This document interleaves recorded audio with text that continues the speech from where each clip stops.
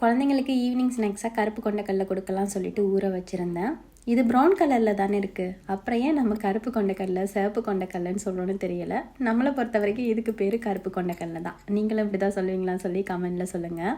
2 விசிலுக்கு உப்பு போட்டு அதை வேக வச்சுட்டேன். இது கொஞ்சம் சின்ன சைஸு, ஸோ 2 விசிலுக்கு நல்லாவே வெந்து வந்துடும். இப்போல்லாம் ஈவினிங்கில் மழை பெஞ்சாலும் மார்னிங்லாம் நல்லா தானே வெயில் அடிக்குதுன்னு நம்பி இன்றைக்கி பெட்ஷீட் பிளாங்கெட்லாம் துவைக்க போட்டிருந்தேன். காய வைக்கிறதுக்காக வெளியில் போட்டது தான் அடுத்த செகண்டே பார்த்திங்கன்னா மேகம்லாம் கம்மலாகி மழையுமே வர ஸ்டார்ட் ஆயிருச்சு. அதெல்லாம் எடுத்து மறுபடியும் சர்வீஸ் யார்லேயே காய போட்டுட்டு குழந்தைங்களுக்கு கடலையெல்லாம் கொடுத்தது போக கொஞ்சம் மீதம் இருந்தது. லஞ்சுக்கு புளிக்குழம்பு செஞ்சுருந்தேன். ஸோ அது கூட வந்து அந்த கடலையை மிக்ஸ் பண்ணிட்டேன். மதியம் வச்ச புளிக்குழம்பு பார்த்திங்கன்னா டின்னருக்கு கொண்டக்கடலை குழம்பு ஆயிடுச்சு. அது கூட பர்பிள் கேபேஜ் வச்சு பொரியல் பண்ணியிருந்தேன். இந்த கேபேஜை வந்து ஃபஸ்ட்டு நான் ட்ரை பண்ணும்பொழுது அந்த கலருக்காக தான் வாங்கி சமைச்சு பார்த்தேன் எப்படி இருக்கும் அப்படின்னு.